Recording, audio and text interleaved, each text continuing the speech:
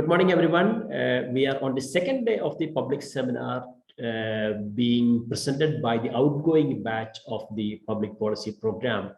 And on this day, we have organized a special plenary in which we have three eminent guests and who all are going to engage with us for an hour on a very important question on the future of the Bangalore. And many of you would have probably looked at a recent article that has appeared in the Deccan Herald, written by Anjali, who is the main speaker today, on the urban planning question and the democratization question within that. To discuss that, we have here as chair Dr. Ravindra, who is a civil servant and had been Chief Secretary of Karnataka, and his interventions in the public sphere, especially on urban land policies, have been known for attempts for citizens' participation. And therefore, we have a apt chair to discuss this theme with us. In addition to that, to respond to Anjali's proposition, we have Leo Saldanah, who is well known for his intervention through environmental support group, as well as several interventions, legal interventions on the question of commons and sustainability. Let me extend a special welcome to all the three guests. Dr. Ravindra is going to chair and moderate the session. So now, without any ado, over to Dr. Ravindra. Well, thank you, Dr. Soni, for first of all inviting us and having arranged this discussion on Bangalore's revised master plan, or lack of a plan, whatever it is. We have Dr. Anjali Mohan here, and who is a well-known expert in urban planning. She has had the necessary background. She herself has been involved in preparing some of these master plans, regional plans, and so on and so forth. And I think the trigger, or if I may call it the provocation for today's seminar on urban planning, or the master plan for Bangalore, is Anjali's article in the Deccan Herald, which speaks about the revised master plan, or the absence of planning at the moment, or at the moment for the past few years. Once the previous master plan expired at Bangalore 2015, and although I think a revised plan was submitted, the government is sitting over it, there is no approval. Meanwhile, I think the BDA has notified or called for bids to prepare another revised master plan with 2041 as the target date. So I think Anjali will now expound on the implications of all this process and where we stand and what does the future look like. So I'll not take much time at this stage, and let me invite Anjali to make a presentation. Anjali. Thank you, Dr. Ravindra. Wonderful to meet everybody. Good morning, and many thanks to the Institute of Public Policy, Professor Soni Pelisseri, Leo Saldanah, and yourself for taking out the time, and of course, all the listeners. So what I'm going to do is I'm going to set the context, as Professor Pelisseri mentioned, and I will set the context in terms of where we are on the planning of the city, how we have reached here, and what are some of the implications, especially for the future. And in doing so, I'll go a little beyond the article, which has been the trigger for this particular conversation. To begin with, as we all know, we saw a recent EOI or a TOR, whichever way you would want to call it, for the revision of the master plan for Bangalore for the year 2041. Now, this was a little bit of a shock when I saw it, because the fundamental question was, why are we moving the horizon year from the year 2031? And the reason why I was a little taken aback, or planners who have worked on the city and its region were a little taken aback, is the following. Bangalore is one of the few metropolises and a forerunner as far as defining its region is concerned, in terms of actually having a statutory framework for a regional plan. And for most cities that across the globe, a city always exists within its region. So and it takes from this region while also servicing this region. So it's a mutual relationship, and therefore the need to capture or plan for the larger region and then the metropolis or any other urban, any other city or town within that region is very critical to understand those linkages. Especially so in today's context where the resilience, whether it's ecological or socioeconomic, of cities and their regions is highly compromised. So the region becomes a very important entity. Now, in the case of Bangalore, we do have a regional plan for the year 2031. It's called the Revised Structure Plan for the year 2031. And if we go back to so just a little bit background to when the revision of the RMP 2015 started, there was the KTCP Act allows for a revision for a period of 10 years. So ideally, it should have been done for the year 2025. But there was a little bit of thinking, conversations with the government when that TOR was sent out for the revision for the year 2031 to say that let's align the horizon years for the structure plan as well as the master plan, so that the master plan can be embedded within the framework of the structure plan for whatever it is for currently. But even going forward, when we move from the horizon year 2031 to the next horizon year, both the regional plan and the master plan can be worked upon simultaneously. They can speak to each other, and that is very, very critical. So far, when 2015, when the revision was taken up, till that time, there was always a discrepancy between these timelines, and the two plans were not really, in the true sense, embedded, or there was not an opportunity to embed the two plans. Let me just quickly share my screen. I would just like to share a few slides over here. Is everybody able to see this?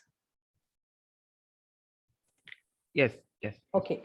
So if you look at this particular slide, what I'm trying to show over here is the timelines for the year, for the two plans. So what you have inside over here, the circle is the Bangalore municipality with the planning area for which the RMP holds true. And the larger circle is the region of 8,000 square kilometers for which the structure plan is usually prepared. So up till now, these timelines were not, really coordinating, or there was no framework for that. But what we did for this year was, for the revision of the master plan, was to make sure that these timelines then coordinate. And this becomes very critical because essentially the region has a plan for this larger 8,000 square kilometers. And within that, we have the Bangalore LPA, but we also have the other LPAs.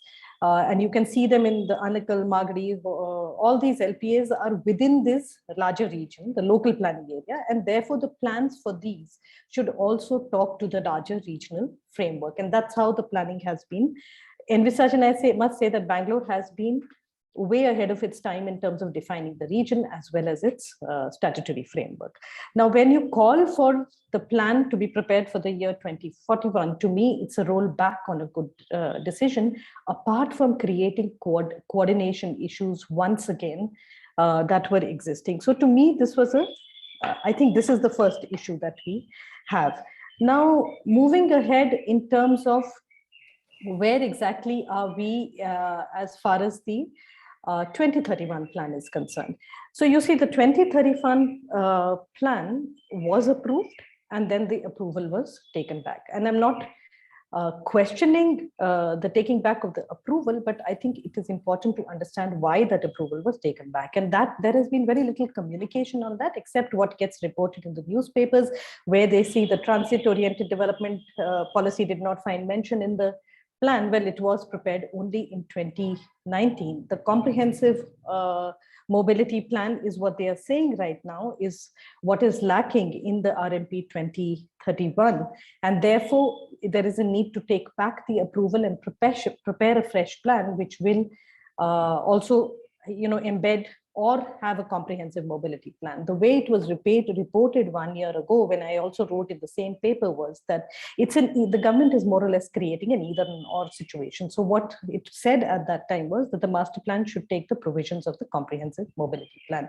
Now, this is the second pitfall, because what you're doing is you're again creating an either or situation. The mobility plan and the land use plan, which is your master plan, actually have to be prepared simultaneously. They should speak to each other and also derive from each other. So when you're talking of land uses, you're talking of where people will be located in terms of their residences and their works broadly. And the mobility then is all about taking people from their residences to their workplaces or whatever else one may consider in the most convenient manner as possible.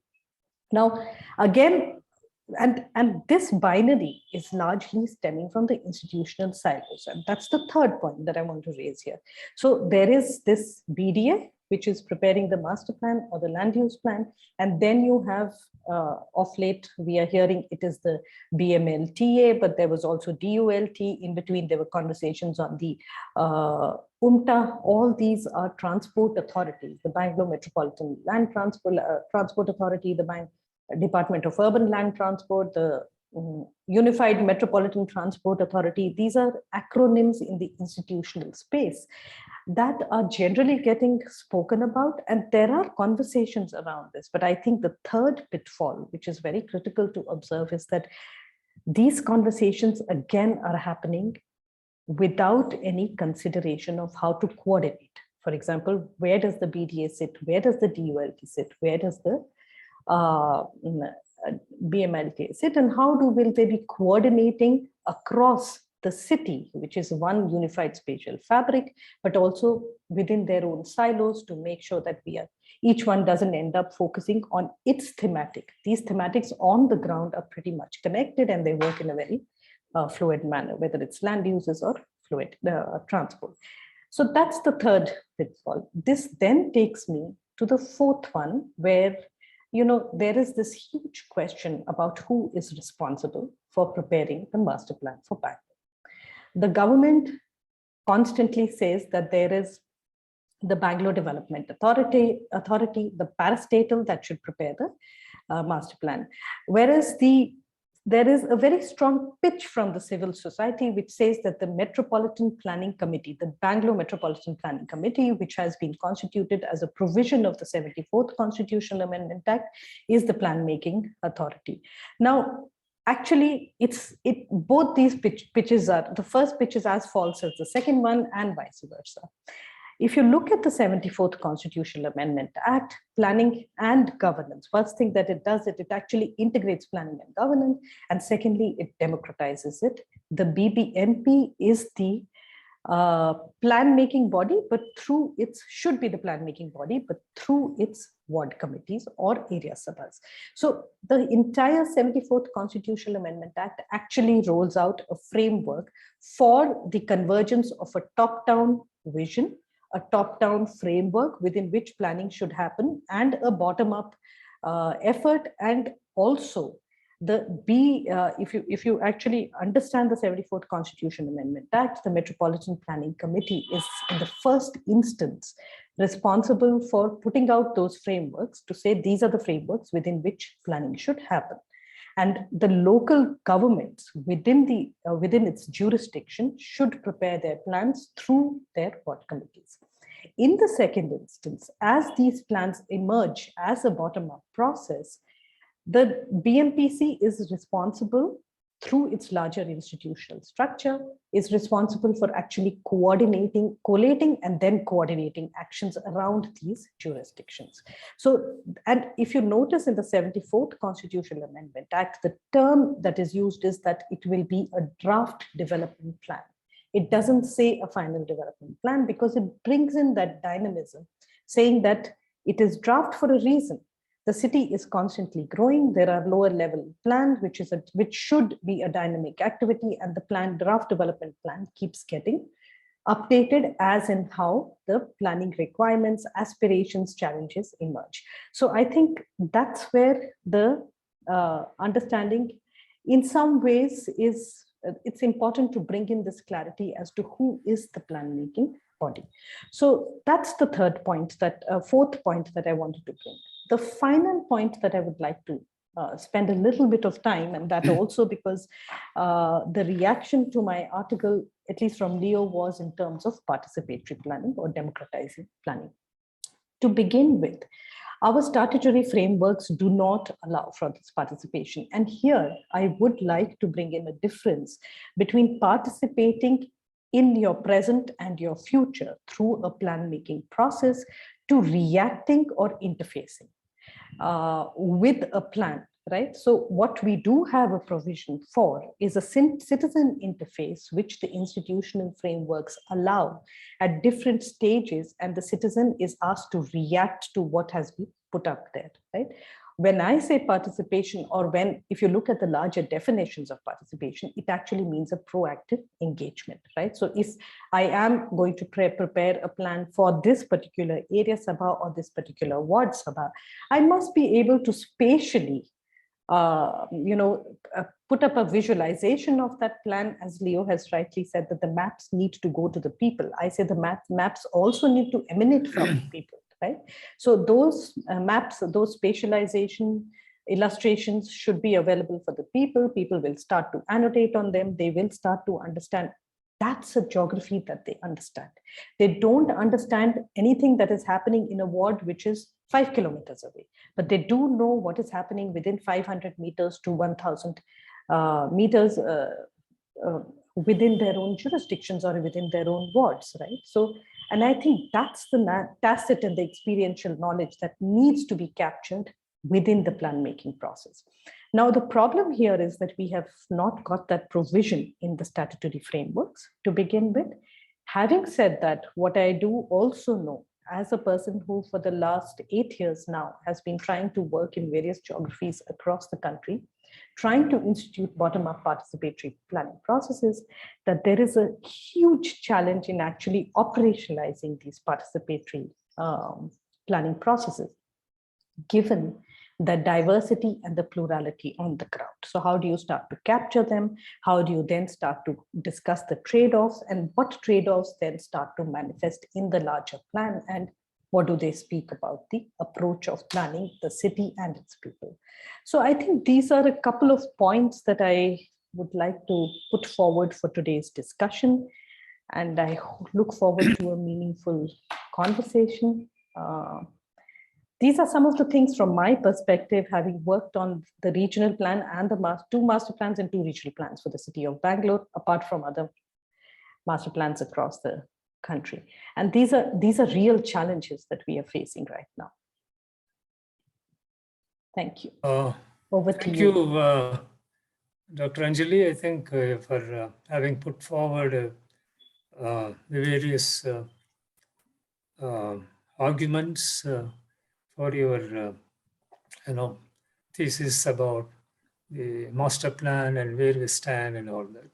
So you referred to regional planning rightly, because Bangalore city today is not confined just to the city, but like all urban agglomerations, there's an impact on the region, and the need to maybe integrate or at least to coordinate a master plan with a regional plan. And of course, the various are different types of institutions, PDA, BMLT, or DULT, and all that mobility, similar mobility plan and master plan and land use plan. So where does all this leave us? And what is the coordinating agency to do all this? And finally, the very important aspect pertaining to participatory planning.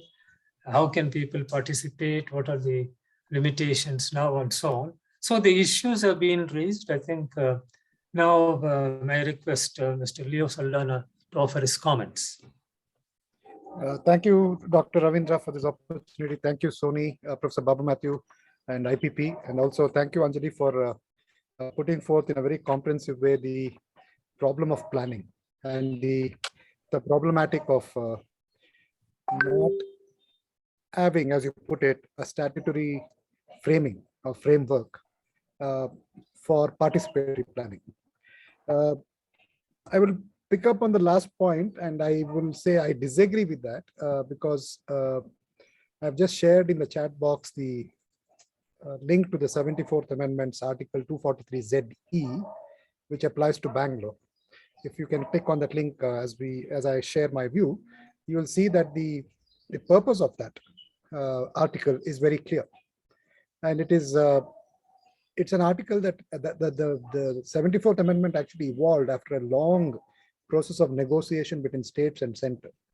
So there was no violation of a federal governance principle, as has become the norm under the current ruling dispensation in the center, where it legislates and forces down the country various schemes, policies, and also laws.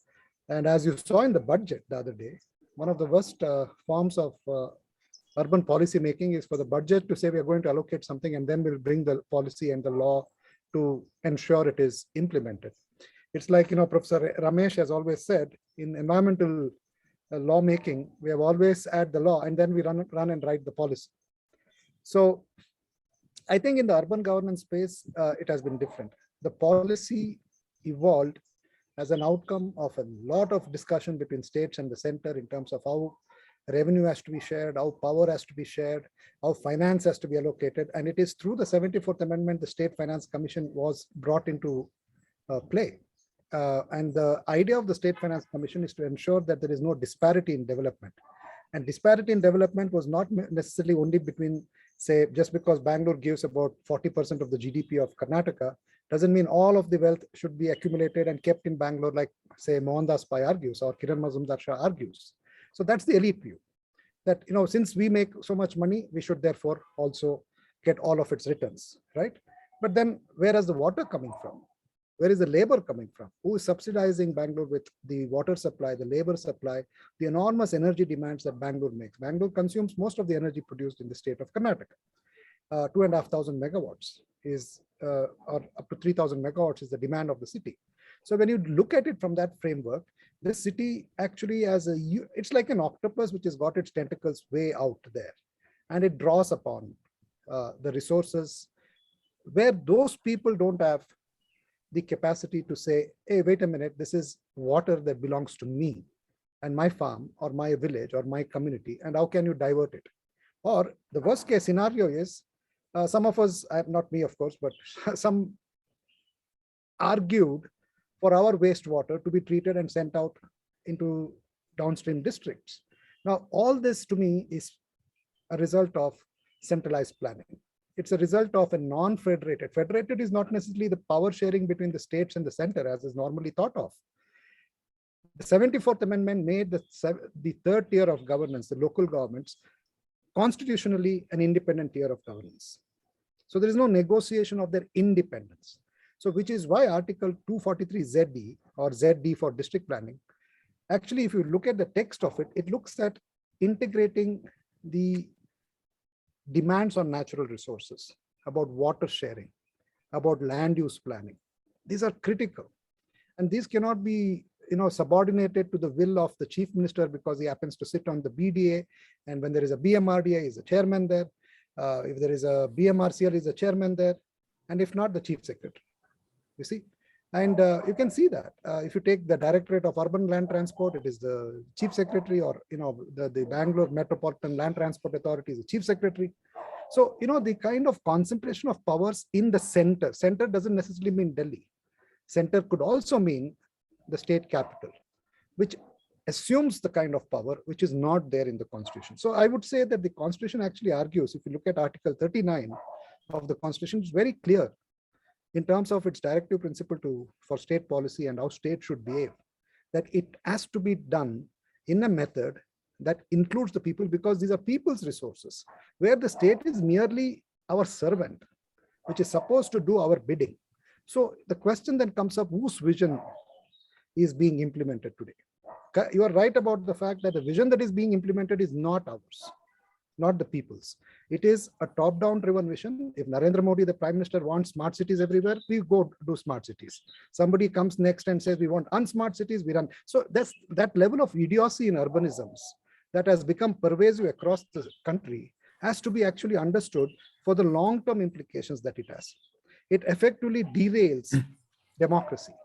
And democratic planning requires a ground-up effort, as the corporation has rightly said. I want to share an anecdote here, and I hope it is appropriate in that sense.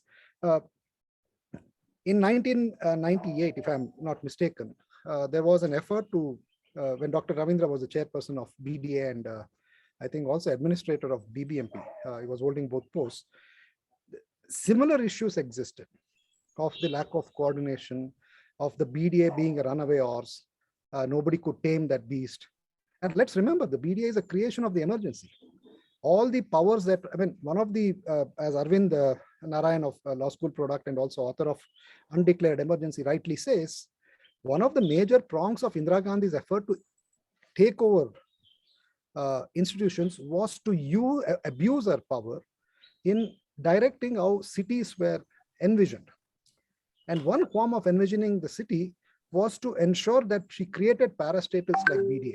So the idea of parastatalization is central to declaring authoritarian rule. So most of our cities have adopted that model. In fact, all of our cities have. And so we are essentially an authoritarian administrative setup, which is continuing despite the correction made in the 74th Amendment in 1992. And that is largely because, and let's also not forget, that in 1997, amendments were brought to the Karnataka Municipal Corporation Act to conform with the 74th Amendment. Read section 13 of the Municipal Corporation Act, and it very clearly says that planning has to evolve from ward schemes, which are evolved by the ward committees. But the ward committees were dysfunctional, and it took me like a lot of effort and my team a lot of effort to argue through a solid waste management case before the Chief Justice of Karnataka to institute a process that unless we have ward level management and ward level planning, any planning is nonsensical and anti-constitutional. And they agreed and directed, but to make the ward committees functional, it took them 7-8 years. You know, one or the other excuse was found. And most recently, Mr. Puttegowda was going to say, as said in court, I was there before the Chief Justice, there are no potholes in Bangalore. You can say such things and get away with it. You know, that's the kind of ridiculous state we are. And people die, people suffer. Millions of people lose their livelihoods. So the consequences are horrendous, violent, and irreversible in most cases. So this is not a trivial matter to, you know, really engage with urban planning and say, you know, there is no constitutional matrix for promoting participatory planning. In fact, there is. Even if you look at the Town and Country Planning Act in 1961, it is very clear that the public has to be repeatedly consulted. Now tell me which of the instruments of the government have ever followed the Town and Country Planning Act. It in fact took us long efforts and very, very arduous efforts in the court. And the Chief Justice Kehar, as he was then in Karnataka, gave a simple but very, very deeply impacting order. He held officials accountable for violating, and he read out the sections which affect planning where participatory planning is demanded. There is no way you can develop a scheme unless you put the scheme out to the public. Then there is budget which is put out to the public, and then the final plan is put out to the public, and only then it goes to the Chief Minister for approval. Where in any of these plans has this ever been done? And I'm saying it from 1976. So in that kind of a scheme of things, in 1998, when Swabhimana was launched, and I would say a well-meaning response from Dr. Ravindra, I was at that time in Civic Bangalore, and we had heated discussions. And we said, what are we doing with this initiative? It is obviously was at that time a bureaucrat of the state. It's a bureaucracy, executive-driven exercise of city planning through participatory mechanism, but the participation was largely middle class. And my view was that this is anti-constitutional. What we instead need to do was go back to the 1997 amendment and ensure that the ward level committees are set up, those schemes are evolved, make those schemes the basis on which urban planning takes place, especially for the in conformance with the Town and Country Planning Act. Now this brings to, and of course, you know, subsequently my worry is that it became so elite driven. If Nandan Nilekani has got $1 billion of wealth, he suddenly becomes an urban planner. Dr. Devi Shetty is a well-known cardiologist, and then he becomes an urban planner. He becomes an urban visionary. Kiran Mazumdar Shah is a billionaire from biotech. She becomes, you know, part of that urban planning scheme. So you see, elite driven and elite motivated visioning through BATF, for instance, destroyed participatory planning. Then came the so-called Hebide, which even worsened it.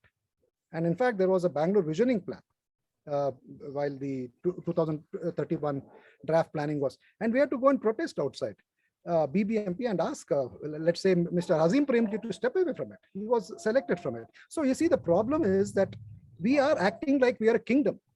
That, the chief minister says, I'll catch hold of 5 or 6 very powerful and wealthy people. And so where is the idea of the republic here? You see, idea of a republic is when you actually have, as an individual, the right to say, I have an idea and I want to articulate my idea through my ward committee. And I want to persuade my other colleagues and members in the ward committee to listen to me. And that is the space the constitution created. The idea of the ward committee is in the constitution. So everything that is happening thereafter is anti-constitutional, anti-democratic, anti-federal governance. So I think we should worry deeply about it because of what has happened with this budget. We are now using centralized money and taking that revenue and further emboldening this method. So on that note, I really want to say one last thing and stop that. There have been a lot of struggles across the country. And these are struggles of workers, of labor, of people at local levels who have suffered the consequences of this. I mean, look at the woman who died of a pothole. And just take how many people have died in just last 1 week. 3 people, I think, just out of potholes. And we allow the BBMP to get away with a statement saying there are no potholes. So where is the system? Where is the accountability? So I think we are in a very, very bad place. So in that context, to have this new plan to come up again in a centralized manner would be the most disastrous thing for the future of Bangalore and for the present of Bangalore. I'll stop there. Thank you, Mr. Leo. I think very valid questions have been raised pertaining to participatory planning, the 74th constitutional amendment, and basically I think his thrust is that planning is now more of a centralized exercise, be it at the center or the state level. And how do we involve the people in a bottom-up planning, role of ward committees, and I think the role of statutory parastatals and all that important questions have been raised. Now I think I'll throw it open for questions. Professor Ravindra? Yeah, Dr. Ravindra, with your permission, I would just like 2 to 3 minutes to react to Leo. Yeah, okay, take 2 minutes, please. Yeah? Just 2-3 minutes. Leo, I am completely in agreement with everything that you have said, including the whole idea of the constitutional amendment, providing a space for participatory planning. That's what the 74th and the 73rd constitutional amendment has done, and I am in complete agreement with that. However, what I do want to do is unpack this provision of the constitution further in a local context, in the context of Karnataka, in the context of Bangalore. Planning, land, local governments is a state subject, right? Now, when the constitutional amendment comes in, the states are then supposed to bring in those necessary changes within their statutory frameworks. We do have a Metropolitan Planning Committee, the link that you have put up in the chat box. The Metropolitan, and in the interest of time, I was not able to take it a little further. The Metropolitan Planning Committee has been notified at the wrong scale. It has been notified at the scale of the local planning area, which is neither your municipal area nor the region, right? So it is something sitting in between, and that is one of the first flaws of our planning exercises. It has to be, if we are to really democratize it, it has to be at the planning should be at the city scale. The next jurisdiction, whether that's a town, a smaller town or a village, they pick up the plan for their own, and that process is well outlined. We are not able to operationalize it. The problem that lies today is that you're right that the Karnataka Town and Country Planning Act allows for schemes to be debated within the public forum. Please remember, what I would like to say over here is that plan evolution and taking a plan or a scheme to a draft level and then asking the people to react to it is something different from participation, as you have mentioned it. Participation is when I start to discuss the evolution of the plan and be a voice in that evolution right from the beginning. So to that extent, what I would really like to see is the Karnataka Town and Country Planning Act to be amended to bring in participation as a proactive measure. The BBMP Act, the Municipalities Act, to bring in participation, not a reaction to schemes. Schemes emanate out of a larger plan. Let's talk of a plan, proactively say this is what we want the city to be, and there cannot be a more opportune moment than the current moment, because the ward committees, as you rightly said, are getting activated. The ward committees, we have to move beyond these emerging as public grievance platforms and addressing of those public grievances. Yes, that is a very, very valid function, but it also has to proactively plan for its own jurisdiction. So I think that's where I agree. There is a framework, constitutional framework is there. Within the state acts, I still feel there is a lot to be desired if we were to actually proactively take up planning, participatory planning in most of our cities. There is something happening in the 73rd Constitutional Amendment Act, through the 73rd and in the Gram Panchayats and the rural institutions, but the urban completely lacks it at this point in time. All of us we are witnessing it even as we speak. So I think this is something that we really need to kind of unpack it a little further to understand what participation really means. And but I do agree that there is a constitutional space for it. The BDA, the state, in allowing the BDA to plan for the Bangalore metropolitan area, is in breach of the constitution, which says that the BDA should not be planning, it should be the locally elected government which should be planning. Okay. Thank you, Anjali. I think now we have about 15 minutes for question and answers. Do you have any question in the chat box? I find quite a number of them. Who will read it out? Sir, I'll read it out. If Yeah, we have please. What's the first question? Or you can bunch them because there seem to be too many questions. If there are similar ones, you can. Yeah. We have one question in the chat box, which says, have there been any past efforts, successful or not, in trying to consult the public during the master planning process? So if you could take that question first, and going forward, if you want to ask a question, please raise your hand and we'll allow you to speak. Okay. Anjali, would you like to answer that question about past efforts? Yes, I can attempt to answer that question.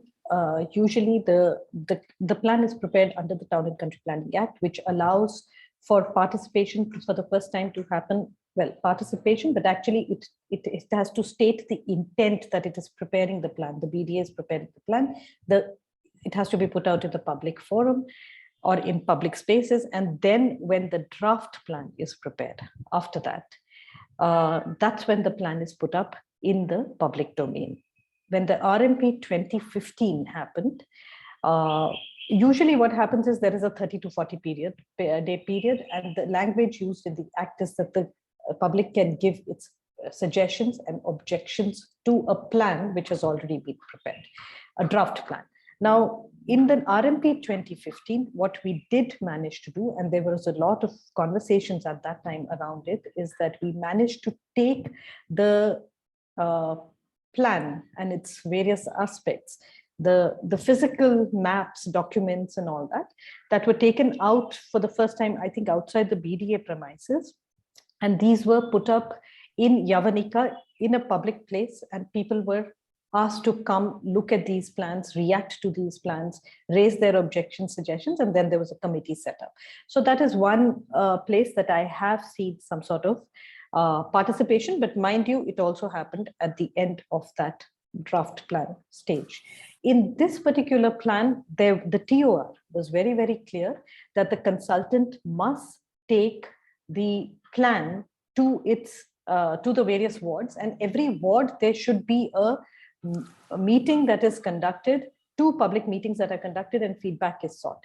That did not really happen, but it never went down to the wards. But what it did do is that it took it to its 8 zones, the 8 zones of the BBMP or whatever number of zonal presence they have, and there were discussions there.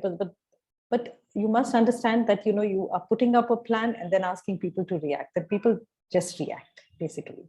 There may be a little bit of participation, which is proactive, but largely it is a reaction. So in this plan, we moved away from a very thoroughly set out public participation process. And the argument at that time was that anyways, the KTCP Act does not allow for it. So we will do what is the minimum and get away with it. So I think these are the only, as far as I know, the structure plan that we prepared. Again, it was like this, periodically taking it out to the public, showing them what is happening and getting in some responses, and then seeing which of those responses are, are possible, not possible to address. With outside the institution space, for example, the current master plan for Delhi that has been prepared, there has been a lot of campaigns and very meaningful campaigns. Maybe Delhi is one of them, which many of you may want to check. They have tried to work simultaneously as the plan was being involved. I won't say it was a perfect process or even a near perfect process, but I think it did lay the foundation for a much larger conversation between the various stakeholders. There are certain other plans, but other smaller ones, participatory processes, very well piloted, experimented by the outside the state domain by several non-state and civil society actors, but none of these have really got institutionalized, to my knowledge. Okay. Any other question? No? We can take a question from Professor Nandan next. Yes, yes. Who is asking the next one? Yeah, hello, this is Aniket. Mr. Aniket Nandan. Yes, please. So thanks a lot, Dr. Anjali and Dr. and Mrs. Saldanah. Very engaging discussions. I'm really thoroughly enjoyed it. But maybe I want to just broaden this perspective a little bit in terms of looking at, because my own personal experiences have told that how urban planning in Indian context has completely ignored the lower caste, marginalized, and those groups which lives on peripheries and so on and so forth. Look at the example of smart city mission, which government proposed. And now in this budget, they had nothing to talk about smart city mission, just that they said that we'll be constituting a committee, which will again now assess the mechanisms and all sorts of different, dynamics of smart city mission. Now, one major question which arises that if such policies, or maybe even the state comes up with such programs, how these programs needs to be changed, how these programs have to be appear in such a fashion where they would address the issues which are very, very critical to the issues of the people living on the fringes and the margins. Mostly as I was pointing out in terms of my experience, in Patna, which was under the project of Smart City, and also in Kolkata, I saw a group thousands of people who were asked to vacate the traditional habitats where they were staying for almost 50 years, 40 years, maybe more than that, just to make sure that the roads would be broadened, or maybe a new electric pole would be planted, or any beautification, maybe a garden has to be done. And this sort of a planning, which completely ignores the issues of the settlers who have been there for a very, very long time.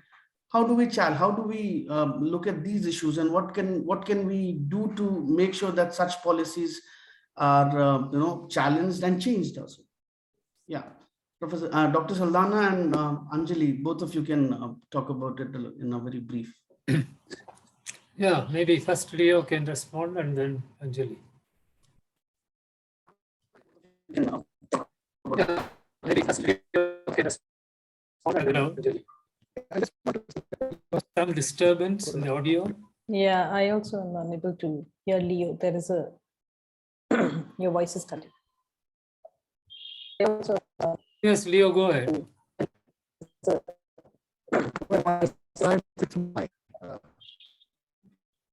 No, the voice is still cutting. Leo, go ahead.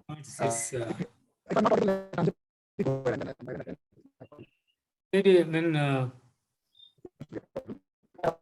Anjali, you can try. Let's see. Then you can come in later if you. Okay. Okay. So I completely agree with what has been put forward. Our formal planning and governance registers are also very binary in their approach. So there is the formal part of the city, which always finds mention in the plan and in the policy, but there is also the informal, which you have referred to. And what I would like to hear is that what I would like to put over here is that, informality is a mode in the Indian context. In the cities of the global south, informality is a mode of urbanization. But to treat it as the other, as you have rightly pointed, it also very much goes back to our statutory frameworks. And, we need to unpack this a little bit more as to how you bring in informality into the city.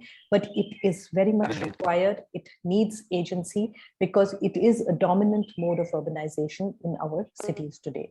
Now, how do we typically in the formal plan? Slums are shown. Informal settlements are shown, they are marked, but eventually they become the formal plans. Slums are shown, informal settlements are shown, they are marked, but eventually they become as. Oh, I think there is. Can you hear me? I think there is. Yeah, I can hear you, but there's some sort of an echo, I think. Yeah, patchy. Is it okay now? Yeah, it's okay now. Yeah. A little better. Yeah. So they are, there is always in the final plan that we actually emerges, these are just shown as broad brush yellow areas. Yellow means residential, so these are largely shown as that. We don't have a mechanism to capturing these, though plans have started to begin to capture the informality because there has been a lot of conversations around it. But unless we don't do this bottom-up planning that we are talking about, the top-down mechanism has its limitations. It cannot reach the ground. It cannot capture the diversity of the ground. So unless we don't unless we don't institute the bottom-up process, it is very difficult. And even within that, there has to be a very conscious effort to bring the voice of the marginalized onto it has to be given agency and it has to be acknowledged to begin with. And that is very, very critical. And I think as planners, we must begin to do that. There are cities that are doing that, but not to the extent that it's there, but it's not sufficiently recognized as of now. Leo, your audio is okay now? Yeah, I hope you can see me and hear me. If that's okay, then I can continue. Yes, we can do that. I just want to say, because I got little pieces of what's going on, but I hope I caught the thread of the discussion. I just want to say broadly that once there is a constitutional amendment mandating ground up planning and governance, I think all other laws have to be amended to conform with it. Yes. So, as Anjali said, the 1961 Act remains stuck in time. And that needs to catch up with our times and our needs and our demands. And the Constitution, therefore, the Act as it is now implemented by BDA, rather ritualistically and saying, we are going to plan for the better, is actually against the Constitution. And when the finance minister comes and makes, all sorts of announcements and creates this type of leverage for money flow, for schemes which are motivated, in my opinion, it is anti-democratic. It has not flowed out of the evaluation of the state finance commissions. It has not flowed out of the understanding of people's needs and demands. And which is why, if I caught it right, the fact that the 73rd and 74th Amendment actually mandates representation at all levels for all caste groups, minorities, vulnerable communities. The fact that you see that in all the planning bodies, it is upper caste domination. It is not an accident. It is by design that it is so, and which is why we have ghettoization in the city. Why would you think Muslim neighborhoods, which the BDA allotted, why do you think 3 or 4 streets are all full of Muslim families? It is not by accident. It is by design that upper caste families were allocated housing plots in Banshankari and Jainagar, whereas lower caste were provided in some other parts of that same neighborhood, and the Muslims ghettoized. This has been going on from the 1970s, and today see the violent repercussions of it, right? So we need to really get into the mechanistics of the politics which has shaped our cities. And the Constitution actually was amended to ensure that we make course corrections from 1992. Every time we participate in promoting a plan which is against the Constitution, we are moving further and further away from the democratic process that we are supposed to enjoy. Thank you. I think there are some hands have been raised. I find Dr. Chiranjeev Sen is here. Is he? You want to ask any question? Yes. Yeah. Hello, Dr. Ravindra. Hello, how are you? Hello, Leo. Wonderful discussion. I think it's really, really stimulating.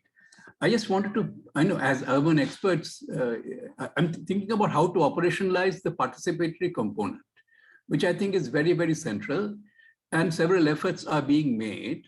But to my knowledge, the most successful, globally famous and internationally well-studied example is that of Porto Alegre, with which I'm sure you're completely familiar, because many of the structural issues and political economy issues they're talking about were confronted in Porto Alegre and actually tried to be copied in many other parts of Brazil. Now, the question is, why do you think that such an approach is not feasible in India, or if it is feasible, what should be done to make it valid? I'm not going to go into the details of it. I'm sure you're familiar with the creation of different steps, starting with legislation, actually linking the budget spending with respect to future investments to some kind of local approval of what are called neighborhood committees. The neighborhood committee discussions over there are not completely totally decided by what we want. It is also weighed with the actual level of infrastructure and kind of drains and kind of water supply, real conditions in these different neighborhoods. And there is an integration process by which the city's plan can be integrated with the different plans of the different components. So, I mean, it seemed to me like a very, very successful thing. Of course, it needs tremendous political will. And even in Brazil, obviously, this is going to be challenged. But as an example, as an effort to institutionalize participation, I thought I'd ask you as experts, what do you think about it, and why do you think it's feasible or not? Thanks. Okay, thank you. I think we will take one more question and answer them together since we are running out of time. Katyayani?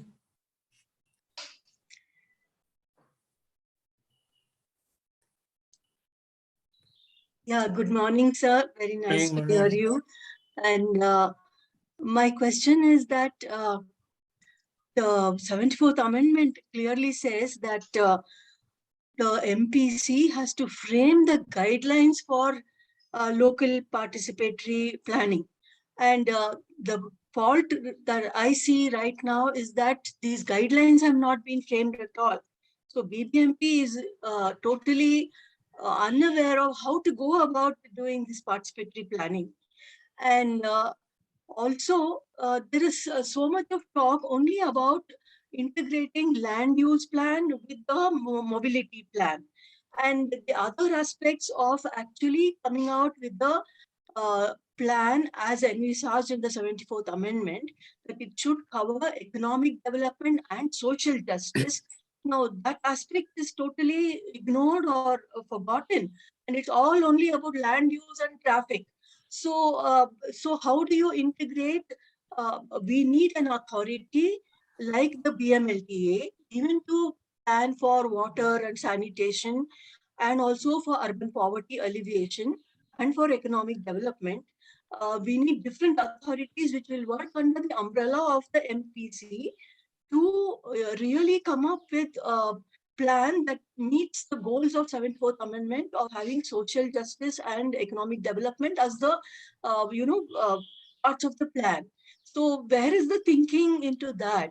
And where is the, has anybody ever bothered to frame the guidelines how the ward level committee will prepare a plan which will meet the goals of social justice or even the sustainable development goals? Okay. How do we, so that is my problem. Right.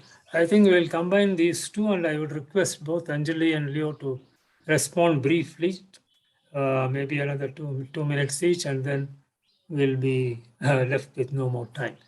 Yeah. Anjali, these two questions from Chiranjeev Sen and Katyayani. Would you like to? Yeah, so I agree with both. So there is no,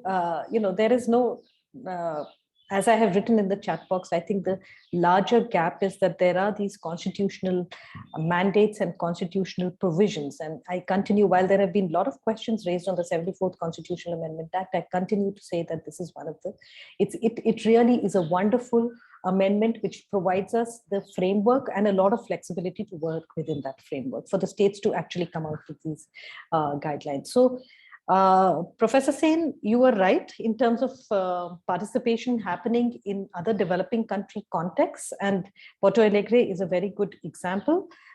We can learn from that example, and within the constitutional mandate, our own constitution allows us to put these systems in place. As I said earlier, the state government has to take on this role because it is a state subject, and the state government has to start to do these.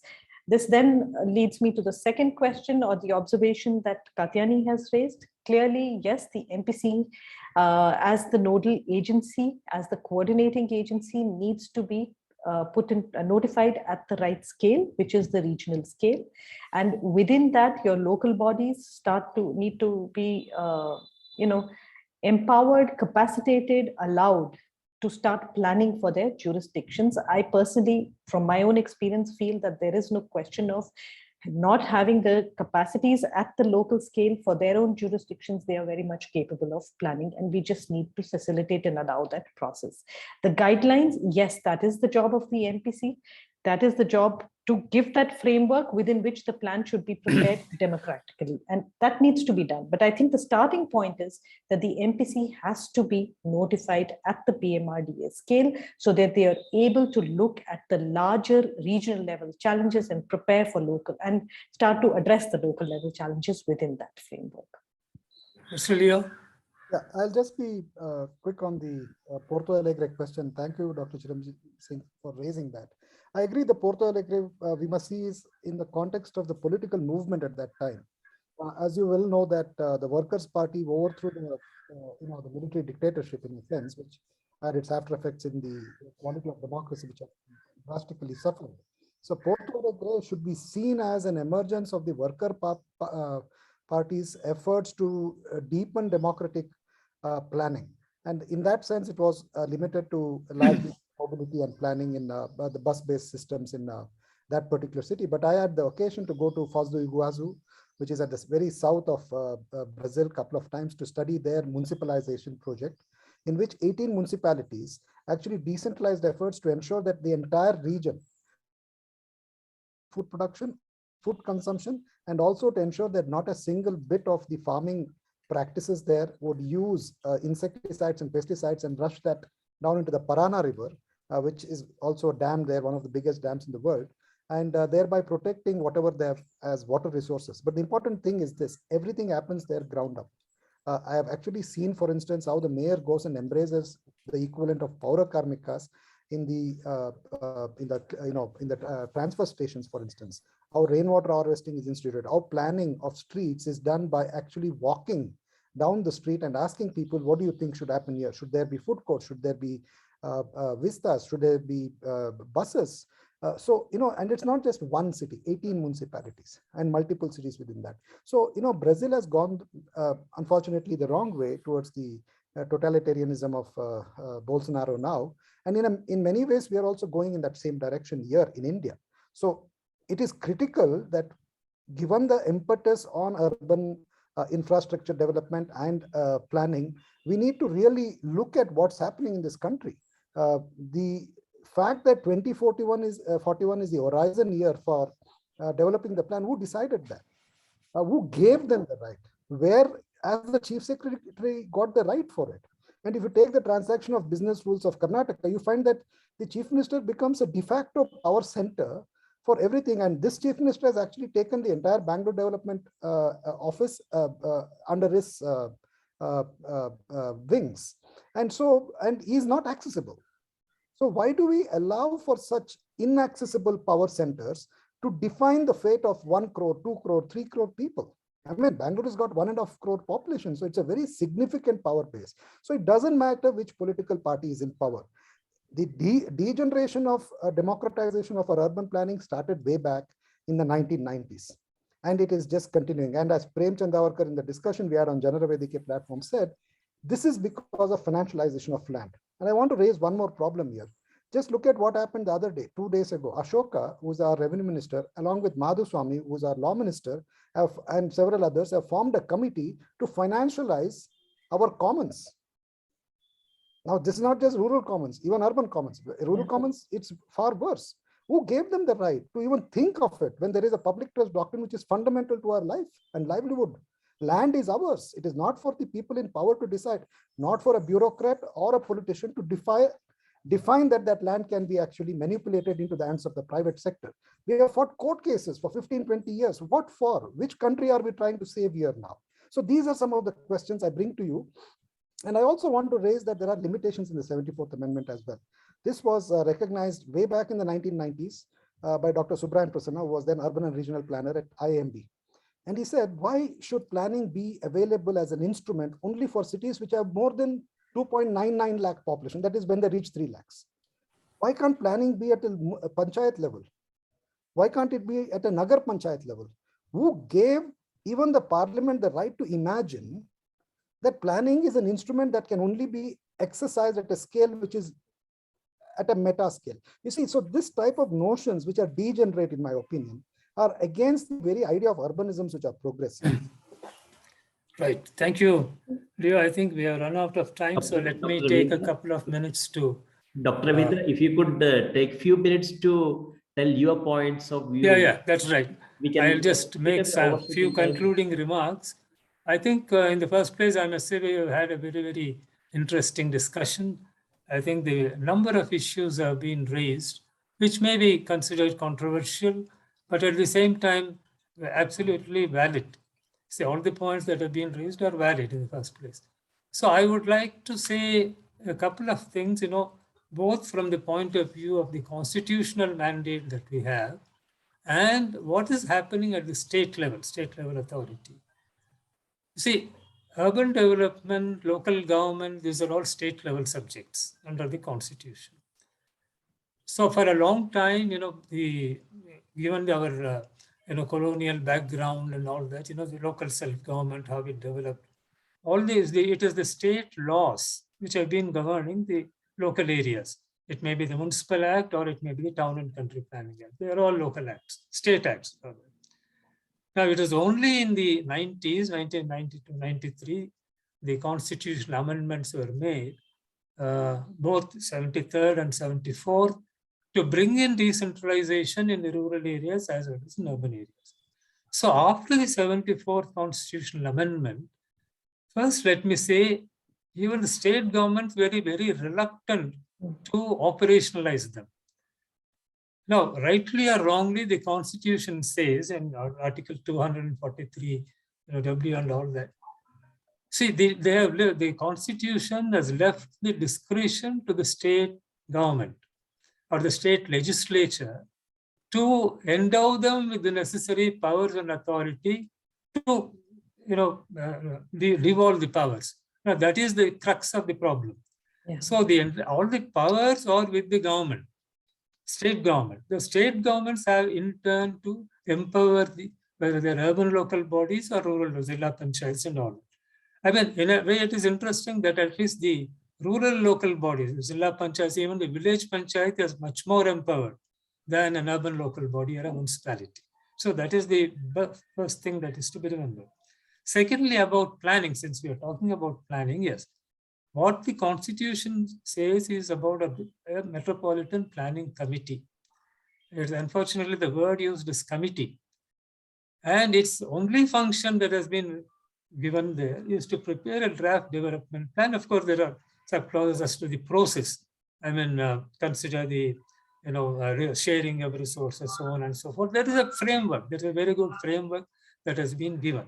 But hardly any state government in the country, I would say, has shown the willingness or the political will to really implement the spirit of the Constitution. See, even after a lot of goading, I can tell you by experience, although Mr. Leo talked about bureaucratic initiatives and all that, in Swabhimana, which I had started. You see, because I myself felt that the people have to be involved. People are not involved anywhere. That was a very small attempt because it is from the bureaucracy, it cannot last long. The initiatives have to come from the political side.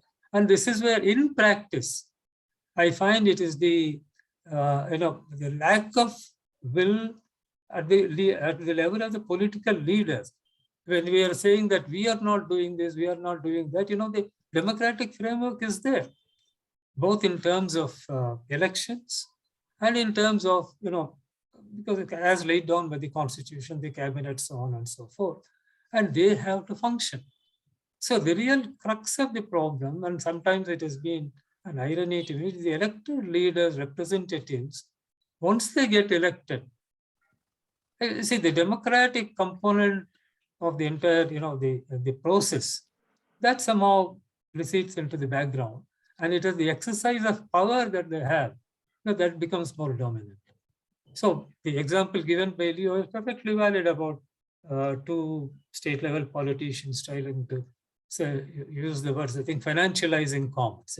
See, but who is allowing this? I mean, it is the initiatives come from the political leaders, and it is we have to influence them. I think organizations like we need to take the initiative in influencing that the elected representative company or the decision makers. For instance, there was an expert committee of which I was also a member about reorganizing the governance system in Bangalore, and we did recommend a number of things that we have discussed have come out there. And we said that it's the Metropolitan Planning Committee which should be the sole apex planning body. And it's a large city like Bangalore, along with the region. We should know that it is an agglomeration, and the bottom approach.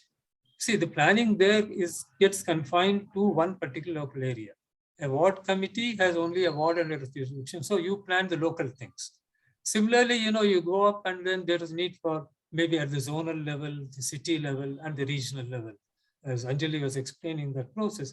So there are various stages of planning. We said MPC should be the apex planning authority, and under that there should be a number of other subcommittees, for different sectors, to address water supply, to address energy problems, transportation, etc., which could comprise of specialists too, because planning is also a technical or a specialist exercise. It's also a popular exercise with the combination of them. And there should be a technical wing to assist the MPC in formulating the plan, and then so that all these the fragmented institutions don't assume a lot of powers. The other technical institutions or specialized agencies are to look at the specialized thing, like water supply, let us say, always very much a people's problem. Somebody has to produce the water supply, transport it, make it available for distribution. That is the technical function. But the decision-making powers, inclusion of the poor and marginalized groups in the very process, addressing their problems, these are all part of the entire policy and planning process. I think there is a lot of failure at the political process level, if I'm not mistaken. And we are all in a way responsible. People's story, it is at the moment in India, whether it's here or anywhere else, we are trying to grapple with this. I mean, this is the thing, ultimately, although I think there are a lot of reports about, how to, operationalize the planning process. There's so many NGOs and across the country, which have done a lot of good work in this sense, but they all become limited exercises unless there is an influence to handle things or enable decision making at the highest levels. So let me. There are a number of other issues. I'm not going to it because of lack of time, except saying one last point that I think it is necessary to amend the Constitution itself.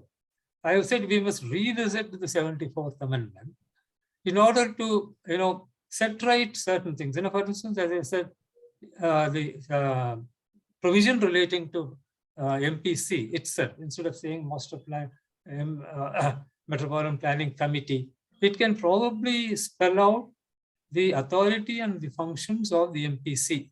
Just as, for instance, they have given for the urban local body, municipality, there is a schedule, 12th schedule, which enumerates the functions to be performed by the local body. That, for instance, includes urban planning, town planning. So this leads to a lot of confusion because there is a town planning department, there is an urban planning process, there is a planning authority. So, in fact, we had recommended that the board BDA as a planning authority should be wound up. It has no place, I agree. In fact, that is a recommendation of the committee. So So there has to be only one planning agency, which is to be a democratic body.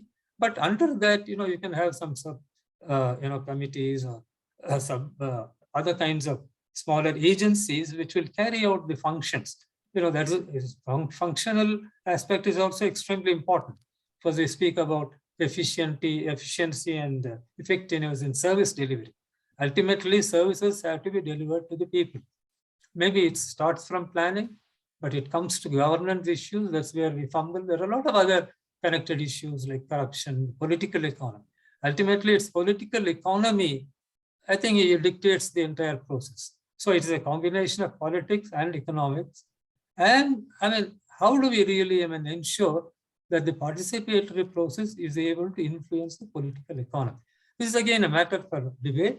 I think I'll stop here. I would like to thank, first of all, both the speakers, Anjali, Mohan, and Leo Saldanah, for raising all the relevant issues. I hope Dr. Soni will take note of these, and maybe National Law School, Anjali is also there. You can work on this further and come out with some kind of, very brief action points as to what can we do further. To, as I said, influence the political process, especially at the state level, where, as I said, once they assume they are in power, they are more concerned about exercising the power for themselves or for whatever else, forgetting the really grassroots level people. Thank you. So I would just like to extend a very grateful to all of you, and it's a pleasure to have all of you here. And I would like to thank all the panelists, Anjali ma'am, Dr. Ravindra, and Leo Saldanah sir, on behalf of the Institute of Public Policy and the 7th cohort of MPP course at NLS. It's a really exciting and informative session. And one of the key takeaways for us, personally for me, has been the issue of participatory governance. How lack of a participatory framework as far as policies are concerned goes against the principle of, or the very idea of republic, something we are all very proud of, and how there is a need to institutionalize a bottom-up approach to ensure there is greater participation, not just on paper, but in reality. And these are some of the issues that even our groups yesterday in the public seminar also brought up, how issues of federalism or devolution of powers, there has been a lot of attention, as far as this devolution of powers is concerned between the center and the state, but similar attention has not been given to, such devolution at the local level. Thank you so much. It was a very interesting session, and we do hope to take these lessons forward in some form or other. And before I conclude, I would like to say that we will be starting with the next session for our public seminar after 5 minutes. So we'll take a 5-minute break and resume at 10:50, if that's all right with everyone. Thank you, everyone. Thank you so much. Thank you much. Thanks much. Thank you so much.